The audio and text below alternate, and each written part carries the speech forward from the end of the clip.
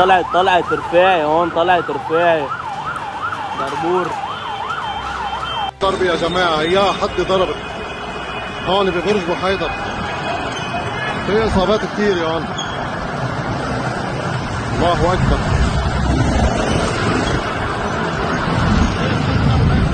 אני מבקש לומר לכם, אין הפסקת אש בלבנון. אנחנו ממשיכים להכות בעוצמה את חיזבאללה, ואנחנו לא נעצור עד שנחזיר לכם את הביטחון. לאחר פניות חוזרות ונשנות של ממשלת לבנון לפתוח איתנו במשא ומתן לשלום, אני הנחיתי אמש בקבינט לפתוח במשא ומתן ישיר עם לבנון כדי להשיג שני יעדים. אחד, פירוק חיזבאללה מנשקו, והשני, הסכם שלום היסטורי בר קיימא בין ישראל ללבנון.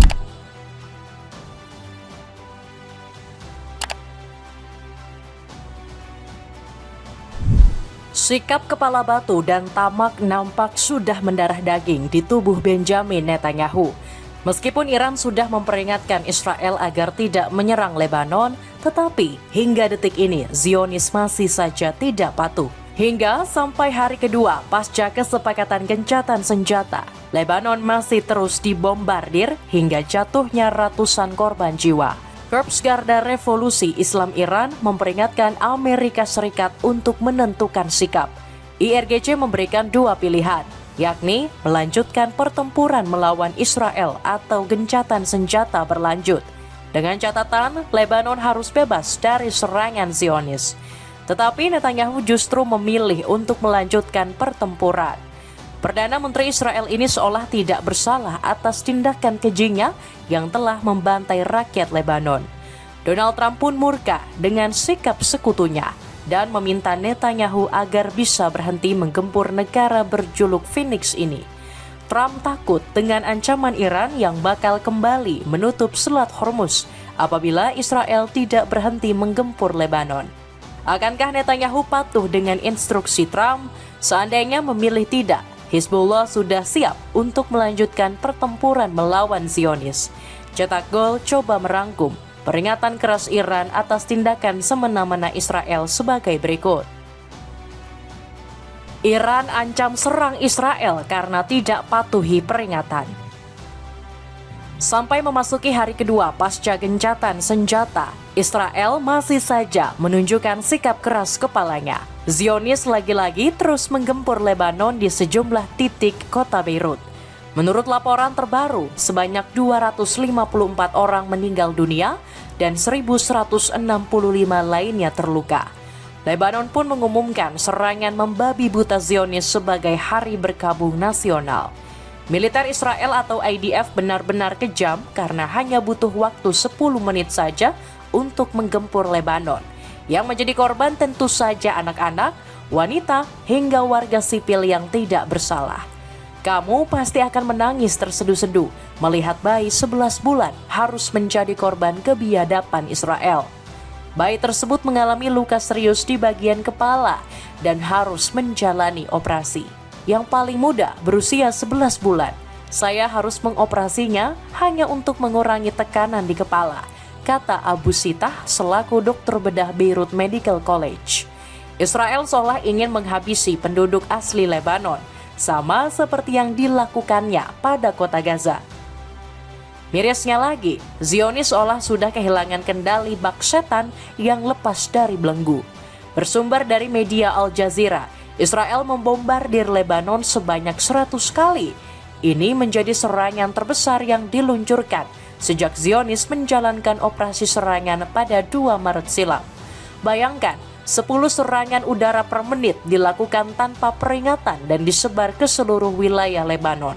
Mulai dari ibu kota Beirut, Barbur, Sidon, Al-Mazra, hingga Lebanon Selatan. Terlihat kekacauan membuncah di mana-mana, seolah baru terjadi bencana alam maha dahsyat. Kebakaran hingga puing-puing bangunan membentang luas di seluruh wilayah Lebanon.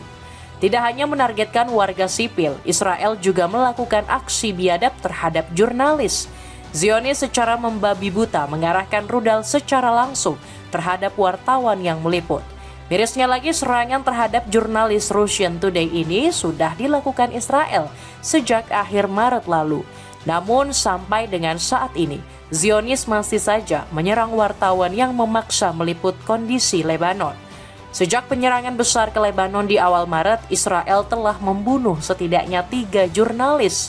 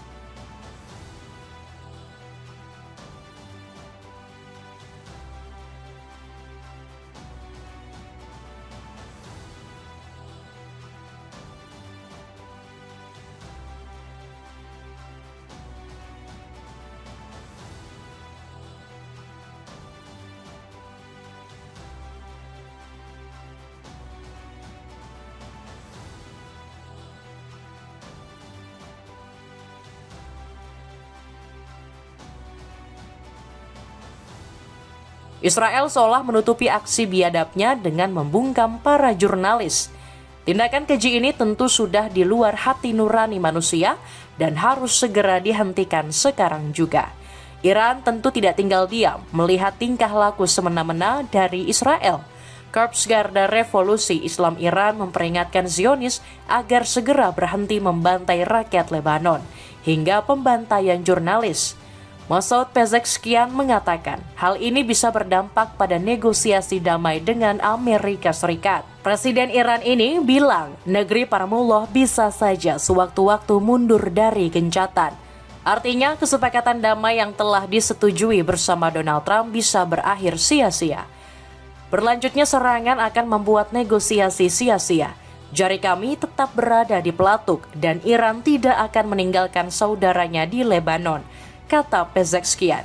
Mujtaba Khamenei juga mengatakan bahwa Iran tidak menginginkan peperangan.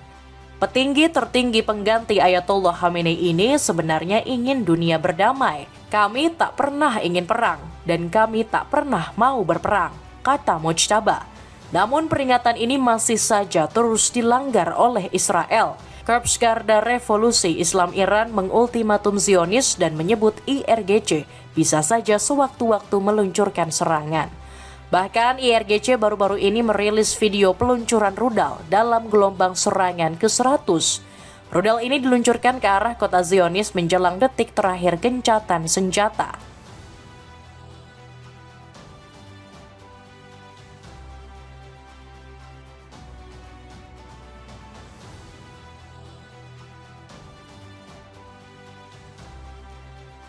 Israel tidak dapat bantuan dari Amerika Serikat. Iran pun meminta Amerika Serikat untuk menentukan sikap menghentikan Israel.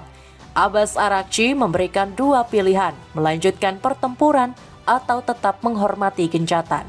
Amerika harus memilih antara gencatan senjata atau perang berkelanjutan melalui Israel. Amerika tidak bisa memilih keduanya. Saat ini bola keputusan ada di tangan Amerika. Dunia sedang mengamati apakah AS akan bertindak sesuai dengan komitmennya, tegas Araghchi. Tindakan apa yang bakal diambil Donald Trump? Akankah Presiden Amerika Serikat ini mengambil sikap kembali ke pertempuran bersama Israel atau menghormati keputusannya? Gak main-main Iran mengambil jalan untuk menutup kembali Selat Hormuz. Hal ini benar-benar terjadi seandainya Trump memutuskan untuk kembali ke medan pertempuran. Jika jalan ini diambil Trump, Amerika Serikat diprediksi bakal kembali mengalami krisis yang sangat hebat. Harga kebutuhan pokok terutama bahan bakar minyak akan kembali melonjak tinggi. Trump sendiri telah berhasil mengendalikan harga BBM di Amerika Serikat pasca menyepakati gencatan senjata. Harga minyak dunia bahkan seketika stabil setelah Iran membuka kembali Selat Hormuz. Artinya Trump dipusingkan dengan dua pilihan, membantu sekutu Israel atau menstabilkan ekonomi negaranya. Mungkin politikus Partai Republik ini bisa memikirkan situasi dalam negerinya terlebih dahulu. Saat ini mayoritas warga Amerika Serikat menginginkan Trump untuk segera dimakzulkan. Perang melawan Iran menjadi pemicu utama pamor Trump di Amerika menjadi menurun.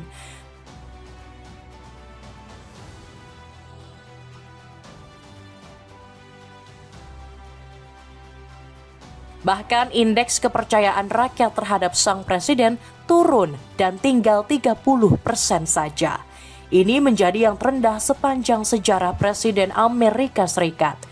Data ini bisa dibuktikan melalui survei di mana 61% warga setuju jika tambah tua, Trump semakin pikun dan ngawur. Besarnya desakan rakyat terkait pemakzulan Trump juga telah sampai ke telinga parlemen Amerika. Anggota parlemen oposisi yakni Partai Demokrat mendesak Trump agar segera dicopot. Dengan fakta seterang itu, Trump tentu bakal mengalami banyak kerugian seandainya menuruti Israel. Selain Amerika bisa hancur, pria kelahiran New York ini juga bisa kehilangan jabatannya. Jadi Trump tinggal memilih menuruti Israel dengan konsekuensi atau menghormati keputusan gencatan.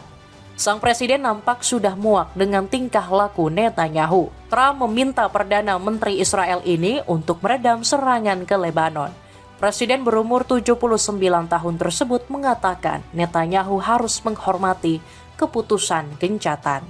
Trump pun disebut telah melakukan dialog langsung ke Netanyahu agar bisa meredam serangan ke Lebanon. Saya berbicara dengan Bibi dan dia berjanji ke saya akan mengurangi serangan.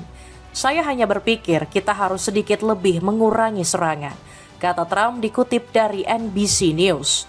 Meski sudah diperingatkan oleh Trump, hati Netanyahu nampak sudah keras seperti batu. Sang Perdana Menteri sulit untuk diberi masukan dan justru memasang syarat agar serangan Lebanon bisa berhenti. Netanyahu baru bisa menghentikan serangan seandainya senjata Hizbullah dilucuti. Pria kelahiran Tel Aviv ini mengatakan jika kelompok teroris ini dilucuti, maka akan tercipta perdamaian. אני מבקש לומר לכם, אין הפסקת אש בלבנון. אנחנו ממשיכים להכות בעוצמה את חיזבאללה, ואנחנו לא נעצור עד שנחזיר לכם את הביטחון. לאחר פניות חוזרות ונשנות של ממשלת לבנון לפתוח איתנו במשא ומתן לשלום, אני הנחיתי אמש בקבינט לפתוח במשא ומתן ישיר עם לבנון כדי להשיג שני יעדים. אחד, פירוק חיזבאללה מנשקו, והשני, הסכם שלום היסטורי בר קיימא בין ישראל ללבנון. Penduduk asli pun diminta harus patuh pada kawasan Lebanon yang saat ini telah berhasil diduduki oleh Israel. Kesimpulannya, selama ini Netanyahu menyerang Lebanon agar bisa merebut paksa daerah tersebut. Mungkin saja ini merupakan ambisi Netanyahu yang ingin membentuk Israel Raya. Dalam petanya, Zionis memasukkan seluruh kawasan Lebanon untuk bisa sepenuhnya dikuasai. Dapatkan jaket pria yang sangat recommended karena bisa dibolak-balik. Cek linknya untuk dapatkan info promo. Israel kibarkan bendera perang, lanjutkan pertempuran. Hizbullah pun enggan menuruti permintaan yang dilayangkan oleh Netanyahu. Hizbullah mengatakan rakyat dan pemerintah Lebanon merupakan pemegang negara yang sah. Kelompok militer Lebanon ini menyebut Israel tidak memiliki hak mengatur negara berdaulat yang sah di mata hukum internasional. Hizbullah menilai ini merupakan bentuk penjajahan yang dibiarkan. Seruan Hizbullah didengarkan langsung oleh Ali Fayyad. Anggota parlemen Lebanon ini meminta pemerintah menolak negosiasi apapun yang dicanangkan oleh Netanyahu. Kami menegaskan kembali penolakan kami terhadap negosiasi langsung antara Lebanon dan musuh Israel, tegas Ali Fayyad. Hizbullah juga menekankan agar Israel mau menarik keluar pasukannya dari kawasan Lebanon. Perlunya menjunjung tinggi prinsip-prinsip nasional, yang terpenting diantaranya adalah penarikan pasukan Israel, penghentian permusuhan, dan kembalinya penduduk desa ke kota mereka. Netanyahu pun marah besar dan tegas menyebut Lebanon telah bermain api dengan Israel. Sang Perdana Menteri seolah membuat framing bahwa pihak Lebanonlah yang tidak mau berdamai. Padahal perebutan paksa wilayah negara lain merupakan sebuah tindakan yang dilarang dalam hukum internasional. Liga Arab pun juga mendesak Israel agar mau menghentikan serangan ke Lebanon. Atas dasar perjanjian, Liga Arab menyerukan kepada Amerika Serikat untuk memastikan bahwa hal ini berlaku pada pihak Israel yang terus melanjutkan serangan agresifnya terhadap Lebanon tanpa memperhatikan perjanjian yang telah dicapai, kata Ahmed Abou Gheit selaku Sekretaris Jenderal Liga Arab. Sederet negara turut mengecam aksi tak terpuji para agresor yang meludahi janji suci Republik Islam Iran. Terbaru, Rusia meminta agar Israel bisa memasukkan Lebanon bagian dari gencatan. Maria Zakharova menyebut tindakan Zionis sudah benar-benar di luar batas. Juru bicara Kementerian Luar Negeri Rusia ini menilai bahwa tingkah laku Zionis bisa saja menggagalkan perdamaian. Tindakan agresif semacam ini mengancam untuk menggagalkan proses negosiasi yang sedang berlangsung, kecam Zakharova. Meskipun sudah diperingatkan, Netanyahu lebih memilih untuk tetap mengibarkan bendera perang. Dia bahkan berani menantang semua negara agar bisa menghentikan ambisinya. Netanyahu bilang bahwa Trump akan berada di pihaknya dan terus membela Israel. Dia seolah mengejek Iran yang tidak bisa berbuat apa-apa di tengah kesepakatan dengan Trump. Bahkan Trump mengatakan akan kembali melakukan aksi militer jika Iran berani melanggar gencatan. Lantas, apakah Trump punya solusi untuk menghentikan kekejian Zionis? Kita nantikan saja tindakan apa yang bakal diambil pria berambut pirang ini pada saat dihadapkan dengan situasi yang rumit. Sepatu sneakers pria berwarna hitam kini ada diskon hingga 63%. Cek linknya di bawah ini. Itulah ulasan peringatan keras Iran atas tindakan semena-mena Israel. Bagaimanakah pendapatmu? Apakah Donald Trump bakal berpihak ke Israel atau tetap menghormati gencatan senjata bersama Iran? Coba tulis pendapatmu di kolom komentar di bawah ini.